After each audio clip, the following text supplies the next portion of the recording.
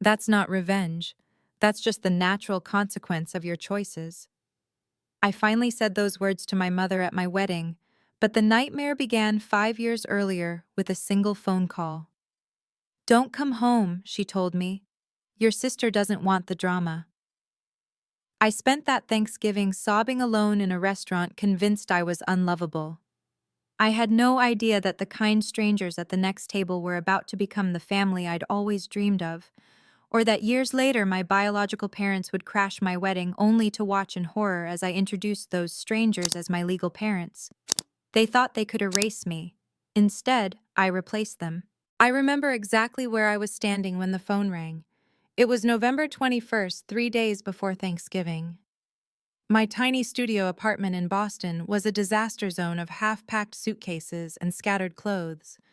The air smelled like the cheap pumpkin spice candle I'd lit to force myself into the holiday spirit. On my laptop screen, a non-refundable Delta Airlines ticket to Connecticut sat open. I was 27 years old, a successful graphic designer, yet I still felt that familiar, desperate ache of a child trying to earn her way back into the inner circle. My phone lit up. "Mom?" I smiled, a reflex I hadn't learned to kill yet, and picked up. "Hey, Mom, I was just about to head to the airport tomorrow and I need you to listen to me, Hannah." Her voice wasn't angry. It was flat, cold, the kind of tone a manager uses to fire an employee they never really liked. My stomach dropped. "Is Dad okay?" "Your father is fine," Brenda said, her voice devoid of warmth. "Listen, we've been talking, and we think it's best if you don't come home this year." I actually laughed. It was a nervous, jagged sound. "What, Mom? I already bought my ticket." "What do you mean, and Ashley is pregnant again?" she said, as if that explained everything. "She's very hormonal, and frankly, she doesn't need the stress. She doesn't want the drama, Hannah." I gripped the phone so hard my knuckles turned white. "Drama? I haven't spoken to Ashley in 6 months. What drama could I possibly bring? You know how you get." She sighed, the sound sharp with impatience. "Like last year, you made everything about yourself." The memory flashed in my mind. Last year, I had simply asked politely why I wasn't invited to Ashley's baby shower. I didn't yell. I didn't cry. I just asked. And for that sin, I was labeled toxic. "Mom," my voice cracked, "I just want to see you and Dad. It's Thanksgiving. And Ashley needs peace more than you need turkey. Send the ticket back. We'll talk after the holidays." The line went dead. I stood there frozen, watching the gray snow fall outside my window. But I wasn't ready to give up. Not yet. I dialed my father, Gary, the man who taught me to ride a bike, the man who used to sneak me candy when Mom wasn't looking. Surely he would fight for me. He answered on the fourth ring. "Hey, kiddo." His voice was low, cautious. He was whispering. "Dad?" I whispered back, tears finally spilling over. "Did Mom tell you? She said I can't come home." Silence. I heard the faint sound of a football game on the TV in the background. "Dad, do you want me there?" A long pause. "You know how your mother is, Hannah. It's just, it's easier this way. Ashley is really high-strung right now. We just need to keep the peace." Keep the peace. I repeated, the realization hitting me like a physical blow. "Dad, you're not keeping the peace. You're just keeping me out." "Don't be like that," he muttered. "Just sit this one out, okay? For me." He hung up before I could answer. I sat on the edge of my bed, staring at my useless plane ticket. For 27 years, I had convinced myself that I was just the black sheep, the odd one out. But as the sun went down, and my apartment grew dark, I realized the truth was far crueler. I wasn't the black sheep. I was the ghost. To Brenda and Gary, I wasn't a daughter to be loved. I was an obligation to be managed. And this year, they had decided I wasn't even worth the effort. I was officially uninvited from my own life. Thanksgiving morning arrived in a wash of gray sky and deafening silence. I woke up to the sound of my upstairs neighbors laughing, a happy, muffled chaos of footsteps and greeting cries. In my apartment, the only sound was the hum of the refrigerator. My phone sat on the nightstand, dark and silent. No happy Thanksgiving text from Mom. No miss you from Dad. Just a black screen reflecting my own pathetic expectation. Around noon, I made the fatal mistake of opening Instagram. There it was, right at the top of my feed. Ashley had posted a photo just 10 minutes ago. The caption read, "So grateful for my world. These people are my everything. Hashtag blessed, hashtag family first." I zoomed in until the pixels blurred. They were gathered around the mahogany dining table in my parents' house: Mom, Dad, Ashley, her husband, and their toddler. The table was set with Mom's good china, the gold-rimmed plates she only brought out for special people. I counted the chairs. 5. There wasn't even an empty seat where I should have been. They hadn't just excluded me, they had erased me. It was as if I had never existed at all. I threw my phone across the duvet and stared at the ceiling. The urge to curl up and sleep until Monday was overwhelming. That's what the drama queen daughter does, right? She wallows. But as the tears pricked my eyes, a spark of anger ignited in my chest. No, I thought. I will not let them win. I will not starve in the dark just because they decided I wasn't hungry. I put on my best coat, fixed my makeup, and walked out the door. I ended up at the Golden Oak, an old-school Boston steakhouse that kept its doors open on holidays for orphans and travelers. The moment I pushed through the heavy wooden doors, the warmth hit me like a physical wave, the smell of roasted turkey sage stuffing and expensive wine. But instead of comfort, it felt like exposure. Everywhere I looked, I saw families. The hostess led me to a tiny two-top table in the back, right next to the kitchen swinging door. "Just one?" she asked, her voice dripping with unintentional pity. "Just one," I managed to say. I sat down and unfolded my napkin, trying to look busy, trying to look like being alone on Thanksgiving was a chic, modern choice. But then the family at the large round table next to me burst into laughter. I glanced over. It was a scene straight out of a Norman Rockwell painting. An older couple at the head looking distinguished and kind, a younger couple chasing a toddler, and a handsome guy, maybe 30, who was teasing his dad about his tie. They were loud, messy, and radiating love. I looked down at my empty plate, and the dam finally broke. I grabbed my napkin and pressed it to my eyes, trying to stifle the sob climbing up my throat. I just wanted to disappear. "Excuse me, dear." I froze. I wiped my eyes frantically and looked up. Standing over my table was the older woman from the Happy Family. She had silver hair styled in an elegant bob, and eyes that were sharp but incredibly kind. She looked like a woman who didn't take nonsense from anyone. "I'm fine," I lied, my voice thick. "Just allergies." She raised a perfectly manicured eyebrow. "Allergies don't usually come with a side of heartbreak on Thanksgiving." She didn't wait for me to argue. She gestured toward her table. "I'm Martha, and my husband Jack over there is betting me $20 that he can make you smile before dessert. Don't let him lose money. He hates that." I blinked, confused. I I don't want to intrude." "Nonsense," Martha said firmly. She reached out and rested her hand on my shoulder. Her grip was warm, grounding. "My dear, looking at you is breaking my heart, and I refuse to have my digestion ruined by sadness. We have too much food and an empty chair right next to my son Jason. Please, join us."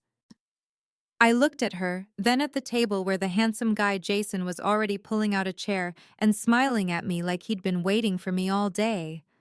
"Okay," I whispered, standing up on shaky legs. "Good choice." Martha winked. "Now come on, let's get you a real drink." I didn't know it then as I moved my purse from the lonely two-top to the crowded round table. But I was taking the first step toward the rest of my life. I sat down, and for the first time in 27 years, I didn't feel like I was auditioning for a role. I just felt welcome. That first Thanksgiving wasn't a one-time charity event. It was the beginning of a migration. I didn't just get a meal that night. I got an education. I started showing up for Sunday dinners at the Wilson House in Brookline. At first, I stood on their porch for 5 minutes before knocking, terrified I was imposing. But every time Martha opened the door, her face lit up like I was the guest of honor. There she is, she'd beam, pulling me into a hug that smelled of lavender and safety.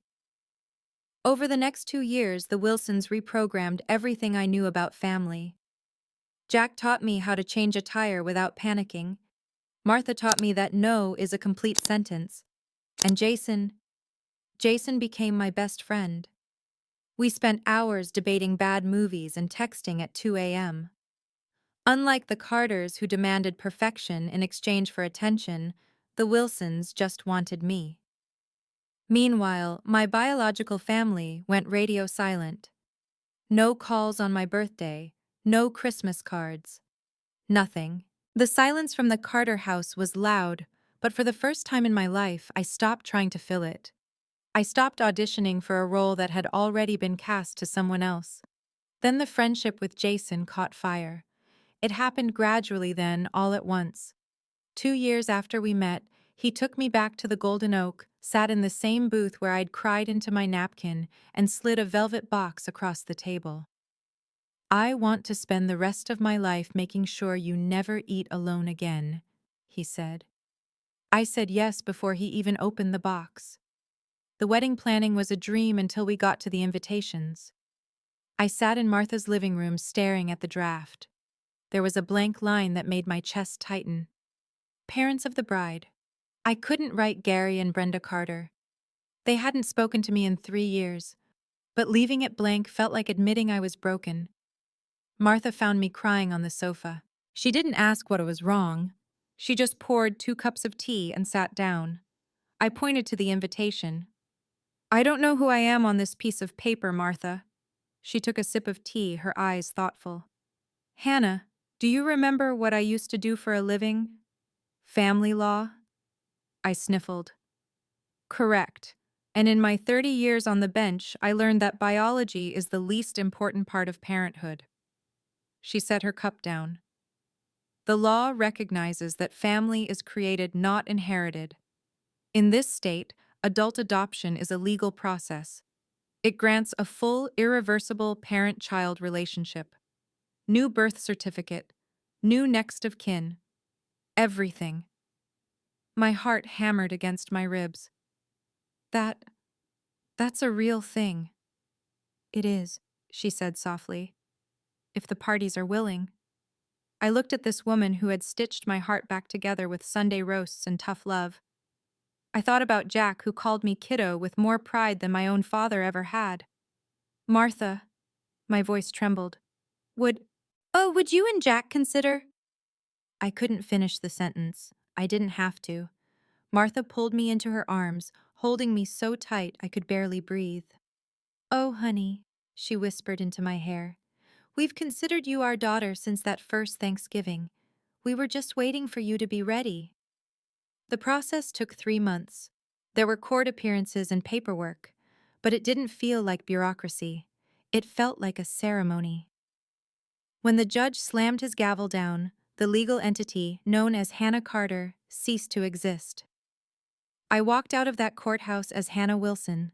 I had a new birth certificate, a new legal family, and for the first time in my life, I wasn't just tolerated. I was chosen. And when we finally sent out those wedding invitations, the line was filled in bold, proud script. "Parents of the bride, Jack and Martha Wilson." I thought I was safe. I thought the past was buried. But I forgot that toxic people hate nothing more than losing control of their victim. The invitations went out and the clock started ticking. I should have known that silence wasn't peace. It was just the calm before the storm. 3 months before the wedding, my phone buzzed. It was a text from Ashley, the first in 3 years. "So I hear little Miss Perfect is getting married. Did you really think you could hide this from us?" I blocked the number instantly. But a week later, the doorbell rang. I opened my apartment door to find Brenda standing there. She looked older, her face etched with the same perpetual disappointment I remembered from childhood.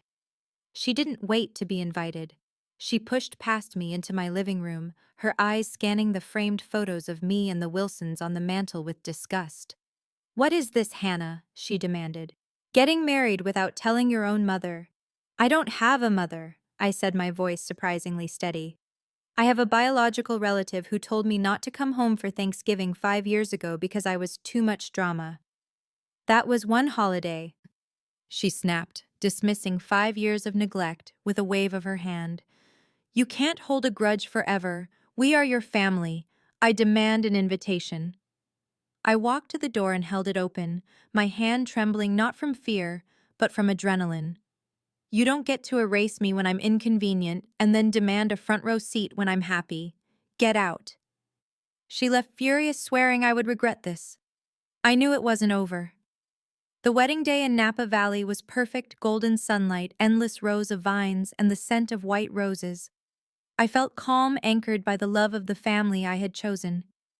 But halfway through the reception, the head of security tapped me on the shoulder. "Mrs. Wilson," he whispered, "there's a couple at the gate. They claim to be your parents. They're making a scene." Jason stiffened beside me, his jaw tightening. "I'll handle it. I'll have the police remove them." "No," I said, a sudden cold clarity washing over me. "Let them in." "Hannah, are you sure?" "I'm sure. Don't seat them. Stand them in the back. I want them to see."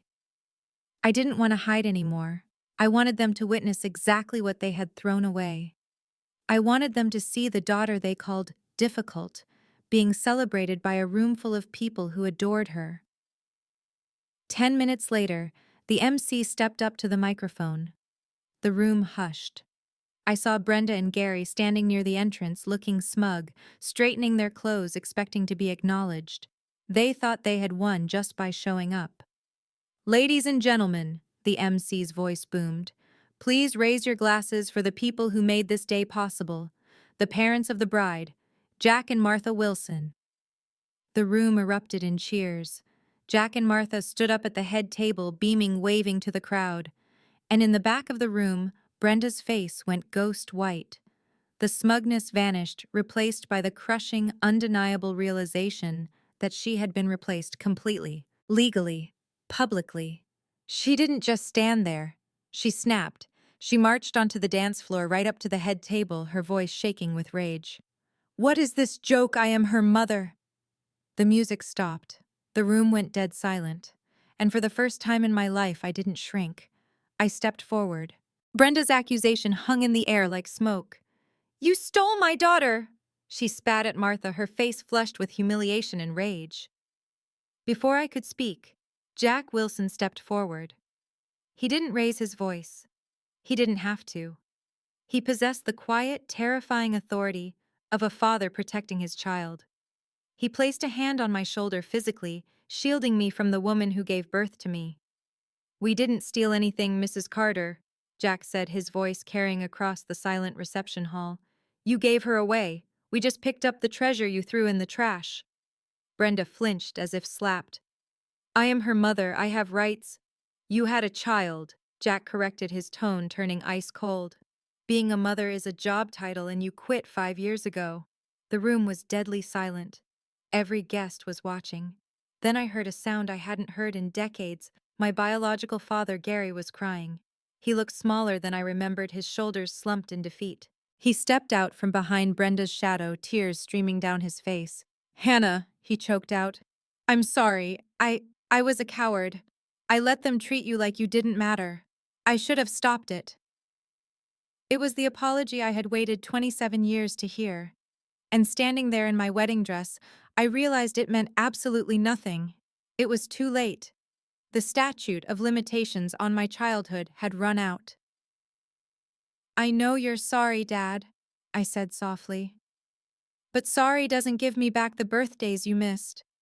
Sorry doesn't fix the nights I cried myself to sleep wondering what was wrong with me. You watched me drown for years, and you never once threw me a lifeline." Brenda grabbed Gary's arm, trying to pull him back, trying to regain control. "This is cruel, Hannah, doing this to us publicly. It's vindictive." I looked at her, really looked at her, and realized I felt nothing.